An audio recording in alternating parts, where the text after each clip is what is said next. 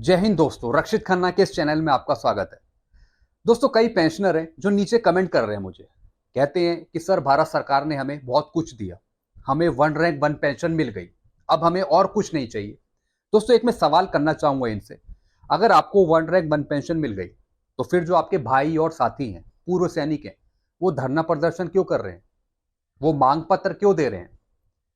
वो जंतर मंतर पे धरना क्यों दे रहे हैं? रैलियां क्यों कर रहे हैं? क्यों वो सड़कों पर उतरे हैं? इसका सवाल मैं पूछता हूं।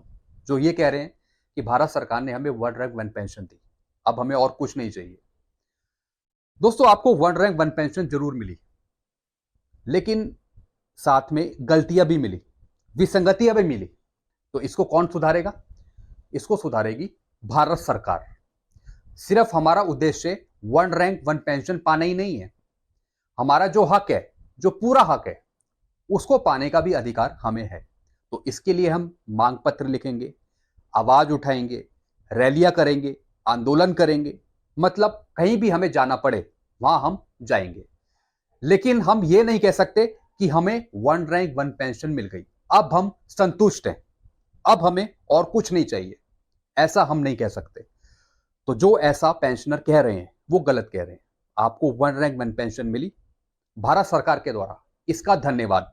लेकिन जो गलतियां हुई हैं वन रैंक वन पेंशन में, जो विसंगतियां हैं, उसको सुधारने का काम भी भारत सरकार के पास होना चाहिए।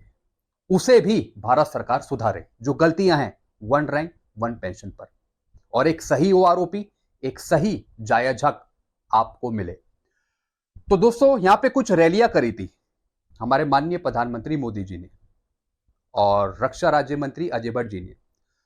तो जो इन्होंने रैलियां करी, इसमें जो इन्होंने बयान दिया वन रैंक वन पेंशन को लेकर कि हमने इतना एरियर बांट दिया, हमने इतने की ओआरओपी दे दी, मतलब अलग अलग स्टेटमेंट माननीय प्रधानमंत्री मोदी जी के द्वारा, रक्षा राज्य मंत्री अजय भट्ट जी के द्वारा। बजट तो एक ही है ना, जो बजट एस्टीमेट है या फिर जो टोटल खर्चा है वो तो एक ही होना चाहिए। लेकिन आप अलग अलग भाषण में अलग अलग ओआरओपी के आंकड़े गिना रहे हैं। सबसे पहले माननीय रक्षा राज्य मंत्री अजय भट्ट जी ने एक रैली में कहा था, मतलब पूर्व सैनिकों को संबोधित कर रहे थे, जनता को, उसमें कहा कि 50,000 करोड़ दे दिए ओआरओपी के नाम पे। फिर अजमेर रैली में हमारे मोदी जी ने कहा कि 65,000 करोड़ रुपए दे दिए। आप पहले ये वीडियो सुने इनका। कांग्रेस ने वीरों की इस धरती और यहाँ के वीरों के साथ भी हमेशा धोखा किया है। एक कांग्रेस ही है जो 4 दशक तक वन रैंक वन पेंशन के नाम पर हमारे पूर्व सैनिकों से विश्वासघात करती रही। कागजों पर सिर्फ 500 करोड़ रुपए रखकर कांग्रेस कहती थी कि वो वन रैंक वन पेंशन लागू करेगी, जबकि इसके लिए हजारों करोड़ रुपयों की जरूरत थी। भाजपा सरकार ने न सिर्फ वन रैंक वन पेंशन को लागू किया, बल्कि पूर्व सैनिकों को एरियर भी दिया। वन रैंक वन पेंशन लागू होने की वजह से देश के पूर्व सैनिकों की जेब में अब तक करीब करीब 65,000 करोड़ रुपया गया है। तो दोस्तों, आपने ये वीडियो देखा मोदी जी का, जिसमें कह रहे हैं कि हमने 65,000 करोड़ दे दिए, लेकिन इसका बाइफर्गेशन, इस अमाउंट का पता नहीं लगा कि कहां गया, ना ही इसकी कोई जांच हुई। फिर दोस्तों, 15 अगस्त को लाल किले से मोदी जी ने कहा 70,000 करोड़ रुपए दे दिए, यानी 65,000 करोड़ से बढ़कर वो हो गया 70,000 करोड़। आप ये वीडियो सुने। वन रैंक वन पेंशन मेरे देश के सेना के जवानों का एक सम्मान का विषय था। 70,000 करोड़ रुपया भारत की तिजोरी से आज पहुंचा है, मेरे निवृत्त सेना के नायकों के जेब में, उनके परिवार में पहुंचा है।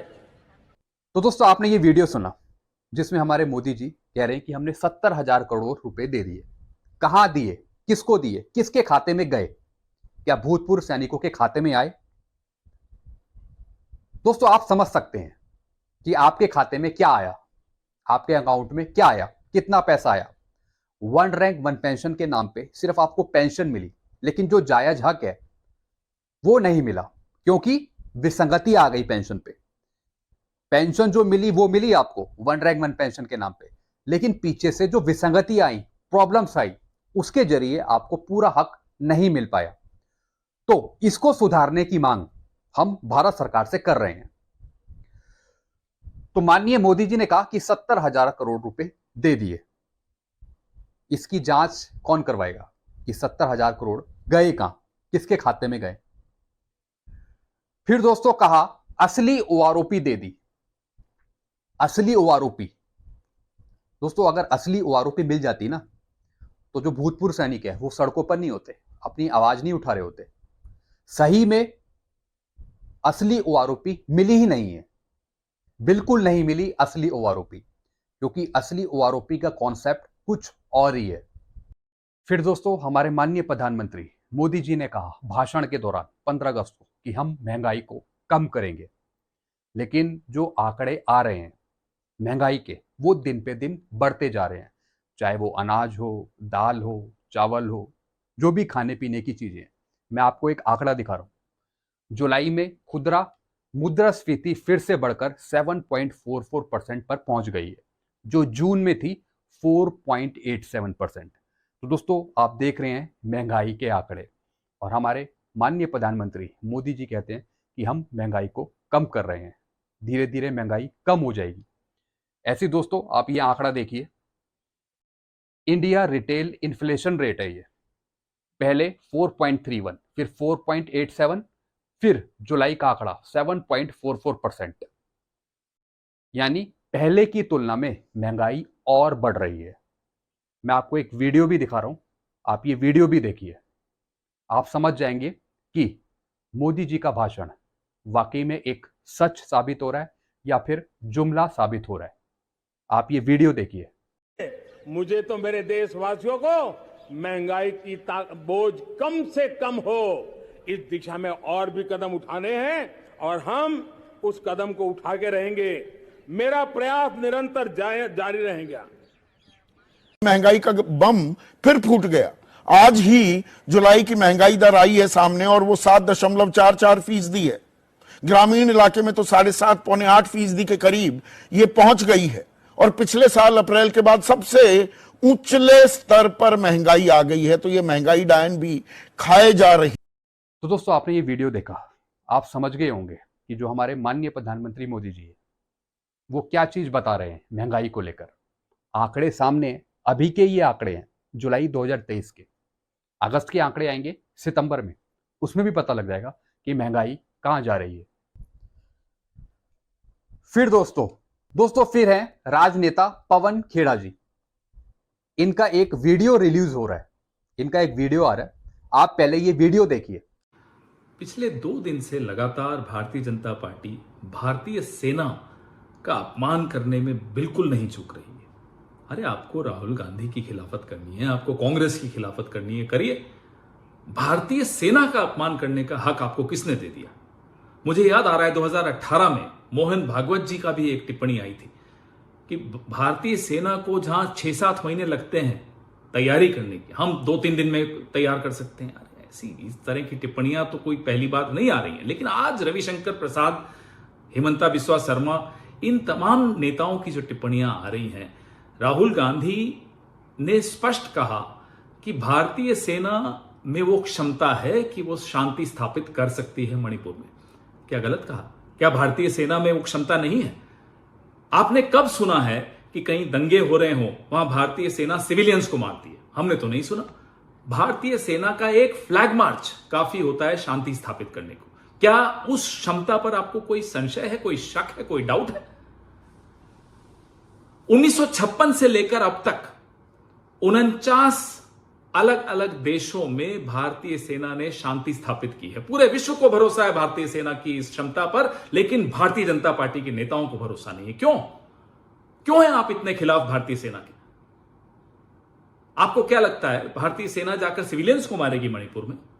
आज अभी जब हम बात कर रहे हैं, मणिपुर की महिलाओं के वो वीडियो आपको दिमाग में आ रहे होंगे, जहां वो आसाम राइफल्स, जो कि भारतीय सेना के उसमें कई सदस्य हैं, उनके आगे हाथ जोड़कर गुहार लगा रही थी कि आप मत जाइए, यहीं रहिए। यह भरोसा है लोगों को भारतीय सेना पर। लेकिन अफसोस की बात यह है कि देश में जो सत्तारूढ़ दल है, जो रूलिंग पार्टी है, उसको इंडियन आर्मी पर भरोसा नहीं है। इंडियन आर्मी का वो अपमान करती है। संसद में खड़े होकर स्वयं प्रधानमंत्री ने सैम बहादुर मानेकशॉ और इंदिरा जी का जिस ढंग से अपमान किया परसों मिजोरम को लेकर, अरे क्या गलत किया? कराची में बैठकर, चीन में बैठकर जो षड्यंत्र रच रहे थे मिजोरम में अशांति फैलाने का, उनके खिलाफ कार्रवाई नहीं होनी चाहिए थी। आप क्या कहना चाहते हैं? कल को तो आप, क्योंकि आप हमारे इतने खिलाफ हैं, कहेंगे बांग्लादेश को आजाद कराकर गलत कर दिया, भारतीय सेना का इस्तेमाल नहीं करना चाहिए। आप क्या, कहां, किस स्तर तक जाकर गिरेंगे हमारे विरोध में? हमारा विरोध कीजिए, करिए, देश का विरोध मत करिए, देश की सेना का विरोध मत करिए, बर्दाश्त नहीं होगा। तो दोस्तों, आपने पवन खेड़ा जी का वीडियो देखा। आप इनकी बात से कहां तक सहमत हैं? आपके अपने विचार क्या हैं इन टिप्पणियों से? जो भी ये पॉइंट लिखे गए हैं, आप कहां तक सहमत हैं या आप क्या समझते हैं? आप नीचे कमेंट करके बता सकते हैं। तो दोस्तों, यही चीजें मैंने आपको समझाई। वीडियो आपको अच्छा लगता है, वीडियो को लाइक करें और दोस्तों इस चैनल को सब्सक्राइब कर सकते हैं। Thank you so much.